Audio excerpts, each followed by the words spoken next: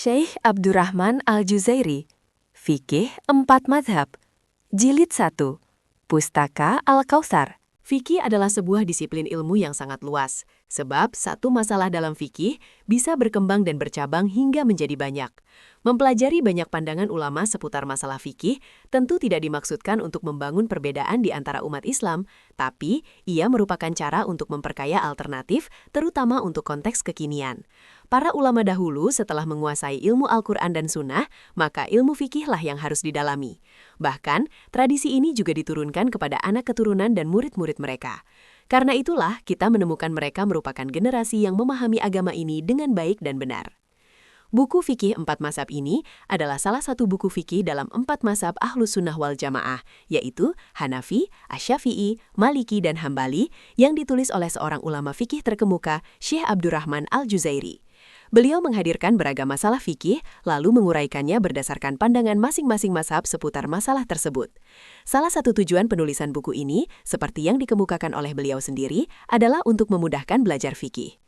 Al-Juzairi memiliki nama lengkap Abdurrahman bin Muhammad Iwad Al-Juzairi.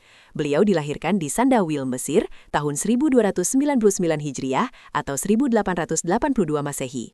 Beliau mendalami fikih semenjak kanak-kanak dan menyelesaikan studi di Al-Azhar. Pernah menjadi guru besar di Usuluddin dan menjadi salah satu anggota Hayati Kibaril Ulama. Beliau meninggal di kota Helwan tahun 1359 Hijriah atau 1941 Masehi.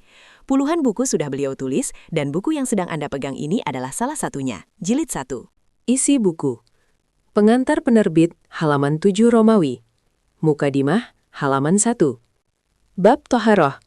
Toharoh halaman 6. Definisi halaman 6. Jenis toharoh halaman 14.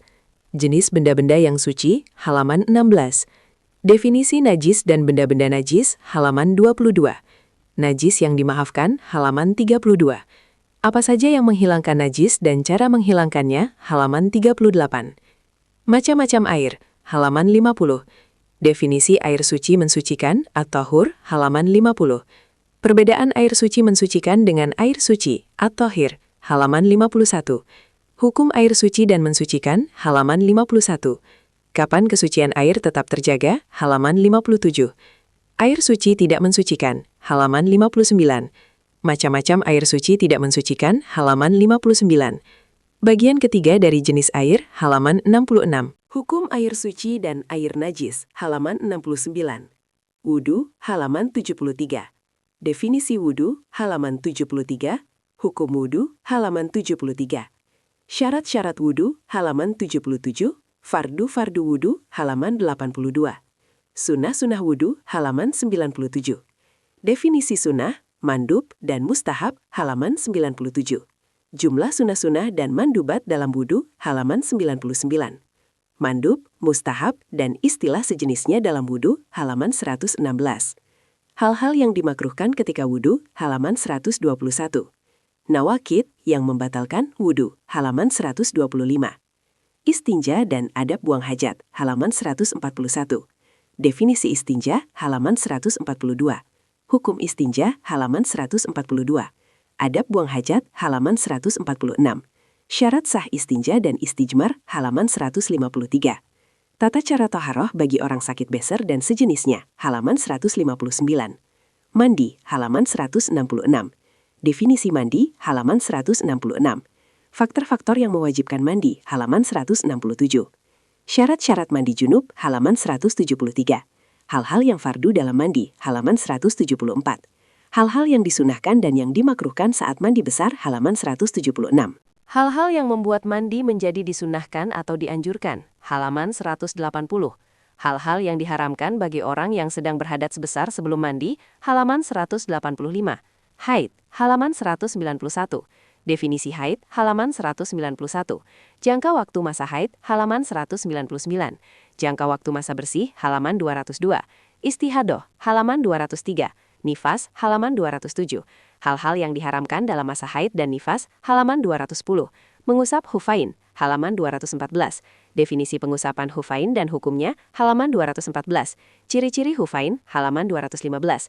Dalil dibolehkannya mengusap hufain, halaman 216. Syarat-syarat mengusap hufain, halaman 218. Standar pengusapan, halaman 227. Mengenakan sepatu ganda, halaman 228. Mekanisme pengusapan, halaman 229. Masa berlaku pengusapan, halaman 230. Hal-hal yang dimakruhkan dalam pengusapan hufain, halaman 232. Hal-hal yang membatalkan pengusapan hufain, halaman 232. Tayamum, halaman 236. Definisi tayamum, dalil dan hikmahnya, halaman 236. Macam-macam tayamum, halaman 241. Syarat-syarat tayamum, halaman 242. Sebab-sebab untuk bertayamum, halaman 245. Rukun tayamum, halaman 253. Hal-hal yang disunahkan dalam tayamum, halaman 263. Hal-hal yang dianjurkan dalam tayamum, halaman 265.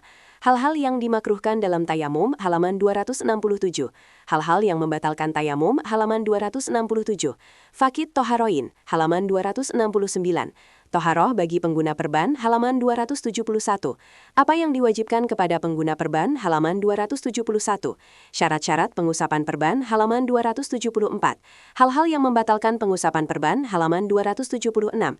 Status keabsahan syolat pengguna perban, halaman 278. Bab syolat. Syolat, halaman 280. Hikmah disyariatkannya syolat, halaman 280. Definisi syolat, halaman 289. Hukum syolat, halaman 290. Syarat-syarat syolat, halaman 291. Dalil kewajiban syolat dan jumlah syolat fardu, halaman 295.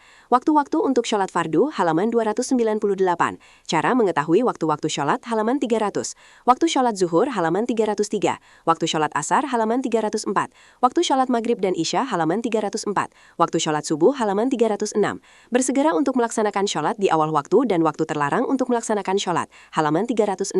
Aurat tertutup selama pelaksanaan syolat, halaman 314. Menutup aurat di luar syolat, halaman 320. Menghadap kiblat, halaman 325. Definisi kiblat, halaman 325.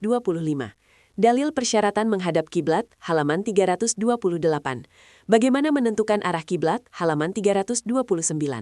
Menentukan kiblat dengan berpatukan pada matahari atau bintang, halaman 339. Syarat wajib menghadap kiblat, halaman 341. Solat di dalam bangunan Ka'bah, halaman 342. Solat di atas kapal atau kendaraan lain, halaman 345. Fardu solat, halaman 347. Perbedaan antara fardu dan rukun, halaman 347. Hal-hal yang termasuk fardu solat atau rukun solat, halaman 348. Fardu pertama, berniat, halaman 351. Hukum berniat pada solat fardu, halaman 353. Cara berniat untuk solat fardu, halaman 354.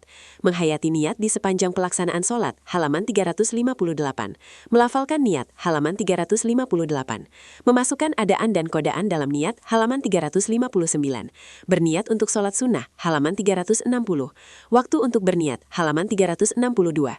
Niat solat bagi imam dan makmum, halaman 364. Fardu kedua, takbiratul ihram, halaman 366. Dalil kewajiban takbiratul ihram, halaman 368. Sifat pelaksanaan takbiratul ihram, halaman 369. Syarat takbiratul ihram, halaman 370. Fardu ketiga, berdiri, halaman 380. Fardu keempat, membaca surat Al-Fatihah, halaman 382. Rukun kelima dalam solat, ruku, halaman 387. Rukun keenam dalam solat, bersujud, halaman 388. Rukun ketujuh dalam solat, bangkit setelah ruku, halaman 392. Rukun kedelapan, bangkit setelah sujud, halaman 392. Rukun ke-9, i'tidal, halaman 392. Rukun ke-10, tumakninah, halaman 392. Rukun ke-11, duduk terakhir, halaman 394. Rukun ke-12, tasyahud terakhir, halaman 395. Rukun ke-13, mengucap salam, halaman 397. Rukun ke-14, melaksanakan semua rukun sesuai urutannya, halaman 397. Rukun ke-15, duduk di antara dua sujud, halaman 399. Hal-hal yang diwajibkan dalam sholat, halaman 401. Hal-hal yang disunahkan dalam sholat, halaman 405. Definisi sunnah, halaman 406. Pengelompokan sunnah untuk masing-masing mazhab, halaman 407. Sunnah dalam sholat yang disepakati dan yang tidak disepakati oleh 4 mazhab, halaman 421. Hukum mengucapkan amin, halaman 422. Meletakkan tangan kanan di atas tangan kiri, halaman 423. Bertahmid dan bertasmi, halaman 424. Melantangkan takbir dan tasmi bagi imam, halaman 426. Niat mubalik, halaman 426. Takbir selain takbiratul ihram, halaman 428. Membaca surat lain setelah Al-Fatihah, halaman 428. Membaca doa iftitah, halaman 430. Beristiadzah, halaman 432. Membaca basmalah, halaman 433. Membaca surat yang cukup panjang di waktu-waktu tertentu, halaman 434. Membaca surat yang lebih panjang pada rakaat pertama, halaman 437. Merenggangkan kedua kaki saat berdiri, halaman 438. Bertasbih saat ruku dan sujud, halaman 439. Meletakkan tangan pada lutut saat ruku, halaman 439. Meluruskan antara punggung dengan leher saat ruku, halaman 440.